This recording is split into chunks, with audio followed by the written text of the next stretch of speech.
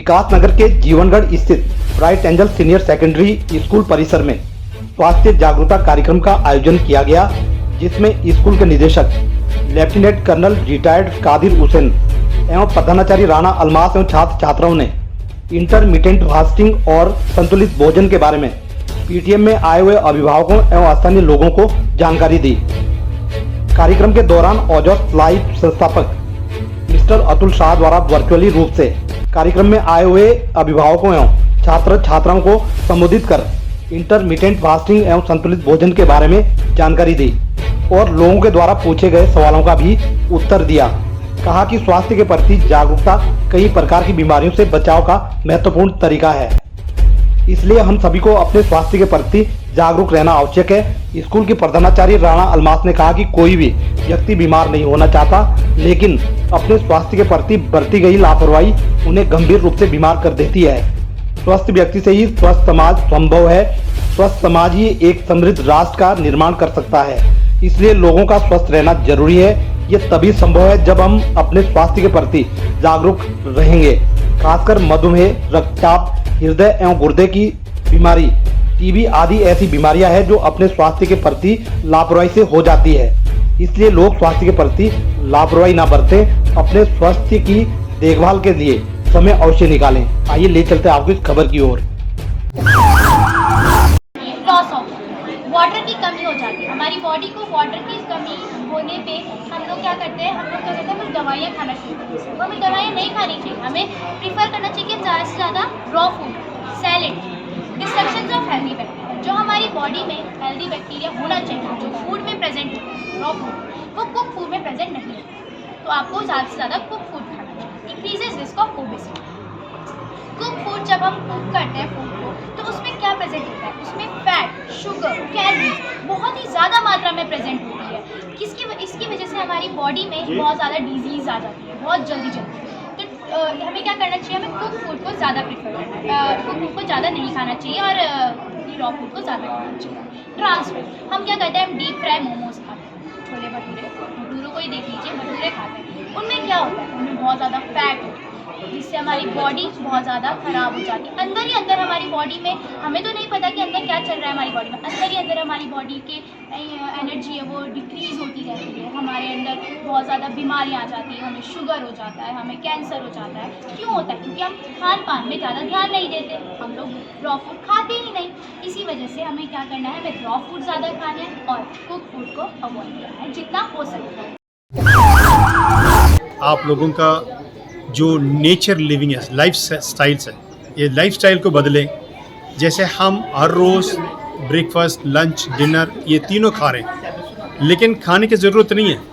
अभी एक सेमिनार अभी हुई थी आपका सामने, एक लेडी ने पूछा मुझे माइग्रेन है, तो उन्होंने जवाब दिया है कि भाई आप माइग्रेन के लिए मॉर्निंग नाश्ता छोड़ दीजिए, आप नाश्ता की जगह में फ्रूट खाइए, सलाद खाइए, जो नेचर है वो जूस पीजिए, जो नेचुरल जूस पीजिए, उसमें से आपका माइग्रेन 2-3 हफ्ते के अंदर अंदर निकल जाएगा। अभी मैं शुगर पेशेंट और हर रोज़ अर्ली मॉर्निंग खाली पेट में शुगर का दवाई खाता था। वहाँ गया, वहाँ 12 दिन का रिट्रीट में गया। पहले 5 दिन का गया जुलाई में, और उसमें मुझे पता लगा मुझे रोटी और चावल छोड़ना पड़ेगा, मुझे मिलेट्स खाना पड़ेगा। और वहाँ पे मिलेट्स में ही हमें 5 दिन खाना खिला के हमें और भी कुछ एक्सरसाइज वगैरह, योगा वगैरह, प्राणायाम वगैरह सब करवा के हमें 5 दिन में 5 किलो वेट कम कराया। अभी हम 12 दिन गए, 12 दिन में भी 5 किलो वेट कम हुआ। और तीसरे दिन से हमारा फास्टिंग शुरू हो गया।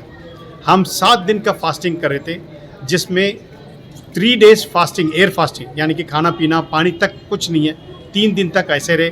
फिर चौथा दिन हम थोड़ा सा निडाल हुए, फिर हमें पानी पीने की इजाज़त मिली। सुबह पानी, शाम को पानी, 3-3 घूंट, 4-4 घूंट। फिर हमें ठंडा पट्टी देते थे, जिसमें हम नाभि में बांधते थे, फिर उसके बाद गले में और फिर सिर पे। ये तीनों चीज़ में पट्टी बांधने के बाद आपको थोड़ा सुकून मिलता था। पानी के प्यास का जो चीज़ें वो भी कम होती थी। तो इसी तरह से करने के बाद 12 दिन हम लगातार करने के बाद हमें आज 18वां दिन है, आज तक मैंने शुगर की गोली नहीं खाया। तो मेन मकसद उनका ये है फास्टिंग रहना। फास्टिंग जिस तरह से रहना और क्या क्या खाना, ओजस्वी फूड वो बताते हैं। मॉर्निंग ब्रेकफास्ट और लंच के जगह पे आप फ्रूट्स खाइए, सलाद्स खाइए और स्प्राउटेड मूंग वगैरह जितना भी जो खाना है वो खाइए। और थोड़ा बहुत आप खाना लेना है, थोड़ा बहुत चावल ले लीजिए, लेकिन रोटी लेना है आप रोटी मिलेट्स वाला रोटी लीजिए। और शाम को जो नॉर्मल खाना जो पका हुआ खाना है वो ले लीजिए। तो ये ओजस वे ऑफ लिविंग, इससे आपका बीपी कंट्रोल रहता है। अभी मेरे प्रिंसिपल मैम भी हमारे साथ थी, मैडम के साथ, और उनका सियाटिका का पेन होता था, बिल्कुल हिप से लेकर नीचे तक पूरा सियाटिका का पेन। फिर रात में गर्म पट्टी अपना काफ मसल्स में बांध करके सोती थी, दोनों पैर में। नींद नहीं आता था उनको, 11 साढ़े 11 बजे तक सोती नहीं थी, 1-2 घंटा सोती थी, फिर उसके बाद 3-4 बजे उठ जाती थी। गवापिन जो बहुत तेज़ दवाई है वो दवा खा के सोती थी। अभी उनका आके 19 दिन, अभी आज 19वां दिन है, 19 दिन हो गया, उनको पट्टी बांधना बंद कर दिया उन्होंने। हमें दूध का सेवन करना है। दूध का सेवन जो बेस्ट इंडिया में गूगल करके देखिएगा आप, 11 बजे से 2 बजे तक जो धूप हम लेते हैं उसमें आपका रीढ़ का हड्डी एक्सपोज होना चाहिए धूप में। अभी जेंट्स है वो अपने निकर पहन के आप उल्टा लेट जाइए, सिर पे कपड़ा, थोड़ा गीला कपड़ा रख दीजिए ताकि सिर ना गर्म हो जाए। इसमें 1 घंटा एक हफ्ते में अगर ले लें बहुत अच्छा रहेगा। सीधा आप 40 मिनट्स लेट जाइए, उल्टा 40 मिनट्स लेट जाइए, सीधा 20 मिनट्स लेट जाइए। आपको बहुत सारा बीमारियां, जितना भी एलर्जीज है, जो भी ऐसा प्रॉब्लम है आपको दूर हो जाएगा। माइग्रेन का प्रॉब्लम ये भी दूर हो जाएगा। तो कई सारा फ़ायदेमंद चीज़ें हैं। मैं चाहता हूँ सिर्फ जो हमने फ़ायदा उठाया सिर्फ हमारा सीमित ना रहे, मेरे स्कूल के बच्चों को दिलाएं और लोगों को दिलाएं। मैं उत्तराखंड में ये पूरा चीज़ को लेकर आऊँ ताकि स्वस्थ रहे सभी और हेल्दी रहे। Better late than never. छोटा सा प्रोग्राम हमने शुरू किया। अभी अगले बार अगर आप लोगों ने बताएं तो एक आप यूट्यूब में गूगल करके यूट्यूब में देखिएगा, अतुल शाह ओजस, इसे आप यूट्यूब में देखिएगा। उनका 1-1 घंटा, 2-2 घंटा, 3-3 घंटे के लेक्चर्स है। उस लेक्चर को सुनिए, आपको काफ़ी अवेयरनेस होगा। एंड वो बंदा भी खुद ही एवियन बीमारी से पीड़ित थे। उस एवियन बीमारी से वो बिल्कुल बेडरिडन हो चुके थे, जिसमें वो हिल नहीं पाते थे। इसकी वजह से खुद ही खोज किया उन्होंने, नेचुरोपैथी, एलोपैथी, आयुर्वेदा, सिद्धा, यूनानी, क्या क्या उन्होंने खोज किया। खोज करने के बाद इनसे जो फ़ायदा उठाया वो भी इसी तरह से अपने हेल्थ का जो पैगाम को फैला रहे हैं। ये हमारा भी कोशिश है उनके साथ कंधे से कंधे मिलाकर हम हेल्थ का पैगाम खोलें और सभी ये बंदा हेल्थयाब सेहतयाब हो। यही मेरा मैसेज है सबके लिए।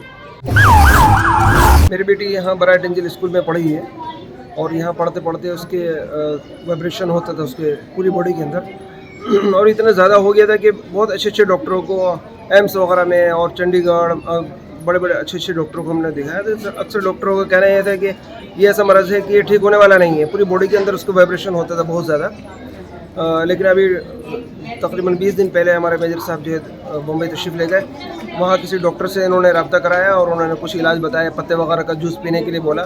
मेरी बेटी ने अभी 15-20 दिन हो गए उनको पी रही हैं। तकरीबन 50% उनको आराम हो गया है। ये मैं मेजर साहब का इसमें शुक्रिया अदा करता हूँ कि इन्होंने जो है हमारे बच्चे की फ़िक्र की और वहाँ तशरीफ़ ले गए, वहाँ डॉक्टर से हमसे रब्ता कराया। और ये मैं कहता हूँ कि हर आदमी को जो है नेचुरल जो चीज़ें हैं वो सब चीज़ें इस्तेमाल करनी चाहिए ताकि जो है आदमी स्वस्थ रहे। स्वस्थ अगर आदमी है तो वो उसके लिए सब कुछ आसान है। ये हम लोगों का सात्विक फूड के ऊपर है कि जितना हमारा खाना सादा होगा उतना हम लोग तंदुरुस्त होंगे। और ये एक सर के दिल में एक बेचैनी थी कि हमारा जो बच्चा है आजकल इतना ये जंक फूड खा रहा है, तो ये और हर बच्चा बीमार। आप ये देखिए सुबह आते हैं बच्चे, कोई वॉमिटिंग करता है, कोई नीचे बैठ जाता है, तो ये सब कहीं ना कहीं हमारे खान पान की वजह है। तो इसलिए अब हम लोगों ने ये सोचा कि किसी न किसी तरीके से हम लोग इस चीज़ को बच्चों को बताएं कि कच्चा खाना आपके लिए सबसे बेस्ट है। यानी कच्चे खाने में आपका आता है फल खाइए, सब्जियां खाइए, ऊपर वाले ने इतनी नेमतें दी हैं। और सबसे बड़ी बात ये, हर सीज़न के अंदर उसने कुछ ना कुछ ऐसा दिया है कि आप आराम से उसको, वो अवेलेबल होता है मार्केट में, आप लीजिए खाइए। आजकल जैसे गाजर, मूली, पालक, शलजम, इवन लौकी, आप रोज़ उसे कच्चा कद्दूकस करिए और उसको आराम से उसके अंदर अच्छे से कुछ स्प्रिंकल करिए। उसके बहुत सी चटनियाँ बनती हैं, बनाइए, खाइए, बच्चों का टेस्ट डेवलप कराइए। माँ बाप से मैं ये चाहूँगी कि माँ बाप बच्चों का टेस्ट डेवलप कराएं बचपन से, और जितना हो सके बच्चों को धूप दें, धूप जो है हमारे लिए विटामिन डी का बेस्ट स्रोत है। सन बाथ बच्चों के लिए बहुत ज़रूरी है। एटलीस्ट 15 मिनट हमारे बच्चों को पीठ के अंदर धूप दिखाना बहुत ज़रूरी है। मैं आपको बताती हूँ कि मेरी इतनी प्रॉब्लम्स थी कि मैं रात को हर हाल में मुझे उठना और रात को अपने पैरों को बांधना ये मेरे लिए बहुत ज़रूरी हो गया था। मतलब पैरों में बांध के सोती थी, दवाइयाँ खाती थी, मेरी 14 गोलियाँ लगी हुई थी। लेकिन जैसे ही मैंने ओजस, ये हम लोग बॉम्बे गए थे, ये इसमें सात्विक फूड की वजह से हम लोगों ने वहाँ पर डिटॉक्स किया और ये कच्चा खाना खाया। ये सोचिए हम लोग गोलियाँ भूल गए हैं। मेरी बीपी की गोली छूट गई है, सर की शुगर की गोली छूट गई है और हमारी जो प्रिंसिपल मैम है उनकी थायराइड की गोली ख़त्म हो गई। तो हमने सोचा अपने बच्चों को इस चीज़ के लिए ज़रूर अवेयर करें और वो ज़्यादा से ज़्यादा इस चीज़ की तरफ जाएँ। क्योंकि आप ये देखिए, जिस टाइम पे हमारे पास में आग नहीं थी अर्ली एज में, तब हमारे यहाँ के लोगों की एज हज़ार साल की होती थी। और जब से ये खूब हम लोग पका हुआ खाना खाना शुरू कर दिया है, तब से ही हम लोगों की एज कम होती जा रही है, बीमारियां बढ़ती जा रही हैं। और डॉक्टर्स का बस ये बिल्कुल मज़े आए हुए हैं। ये ले याद अब तो डिब्बे में बंदी आ रहे खाने। जी, अब तो डिब्बे में बंद आ रहे हैं। और जितना हो सके प्लास्टिक को बचाइए, क्योंकि प्लास्टिक में पैक हो के खाने आ रहे हैं। मैं तो सिर्फ और सिर्फ यही रिक्वेस्ट करूँगी अपने पेरेंट्स से, अपने बच्चों से और पूरे अपने देशवासियों से कि जितना हो सके वो कच्चे खाने की तरफ आएँ, फ्रूट्स पर आएँ, वेजिटेबल्स पे आएँ और जितना हो सके कच्चा खाएँ, जितना हो सके कच्चा खाएँ, क्योंकि कच्चे खाने के अंदर आपको टोटल विटामिन एंड मिनरल्स मिलते हैं। सर, ये एक स्वस्थ राष्ट्र का निर्माण है। ये तभी संभव है कि जब हम शारीरिक और मानसिक तौर पे स्वस्थ होते हैं। तो एक ऐसा प्रोग्राम हम लोगों ने बच्चों के लिए अवेयरनेस, इसको वेलनेस अवेयरनेस प्रोग्राम का नाम दिया जा सकता है। और आपने शायद सब कुछ देखा भी है और वहाँ बच्चों के मुंह से सुना भी है। तो इसमें सर, आज जो बच्चे, बड़े, बूढ़े सभी लोग जो हैं आपको कहीं ना कहीं बीमार दिखाई दे रहे हैं। और उस बीमारी की जो जड़ है सर, वो हमारा खान पान है। कुछ चीज़ें ऐसी होती हैं सर जो हम जानबूझ के भी कर जाते हैं और अनजाने में भी कर जाते हैं।